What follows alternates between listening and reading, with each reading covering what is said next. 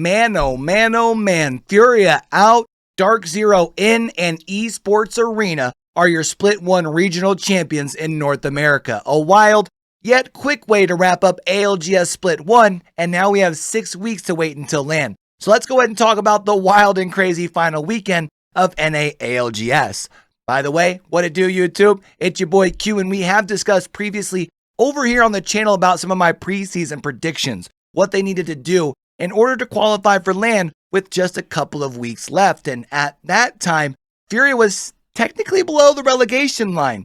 They were sitting at just 18 points, just halfway through the split.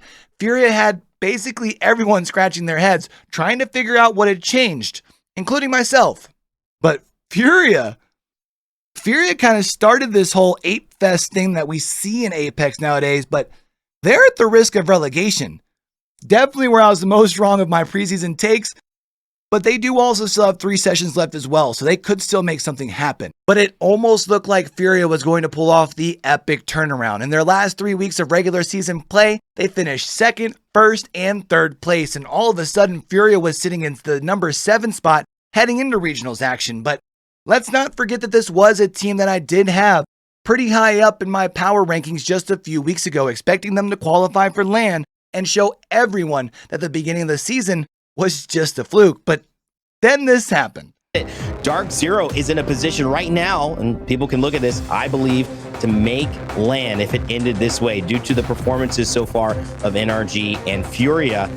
Yeah, unfortunately, it looks like we're going to have to wait until at least Split 2 to potentially see what Furia can do at an ALGS LAN event again. And Furia was actually the only team that was in the top 10 to fall out of it, meaning that there would be no chance to be eligible to compete at LAN out of the NA region.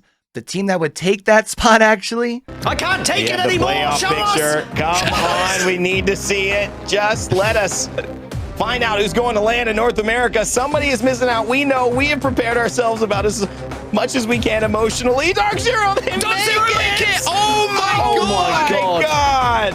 Furia don't make it. Optic don't make it. Oh my god. We said there wasn't enough spots for everyone. But my god, have Dark Zero pulled it out of the bag today. That's right. Even after a dismal performance in the last week of regular season action, which Dark Zero would actually place 17th, adding a whopping 3 post-match placement points to their total, that was week 8. Followed up with some big performances from the previously mentioned Furia, Esports Arena, and others. Dark Zero actually headed into the regionals finals in 13th place. And you got to remember, only the top 9 teams are going to advance based off of those placement points. Those are going to be the teams that get to go to LAN, plus whoever ends up winning the regional finals. So if one of those top 9 teams would win regionals, that means that the top 10 team go to LAN. You tracking so far? And it actually looked like Dark Zero was going to have to pull off their match point magic and win in order to qualify. And if Furia had finished top 8 during regional action, that would have been the case. Instead, Dark Zero finishes 2nd, getting 21 post-match placement points, lifting themselves 3 spots in the league standings, meaning that they would get a chance to defend their title at LAN. And I'm not going to lie, it kind of would have felt a little wrong without them there, but then again, I also kind of think that the previous ALGS LAN champ should get an automatic invite regardless, but I think that's going to have to be a topic for another day. If y'all agree though, definitely let me know down in those comments below. But it wouldn't be right to talk about ALGS Regionals action and not talk about Esports Arena. ESA was one of those 10 teams to qualify for Pro League through the preseason qualifiers, and they went on to win Split 1 regional finals in just 5 games. Matter of fact, they were the only North American team to qualify for match point, and they did that in just 3 games. And while they did fall out early in game number 4, they would go on very quickly in game number 5 to rack up 10 kills, securing the dub before even another team in the deepest region could hit that 50-point threshold. That's right, a team that made their way through the open qualifier shows the world that the path to pro, although difficult, it's not impossible, while doing it in what most people would consider the deepest region in ALGS. And if that's not something to get excited about, I don't know what is.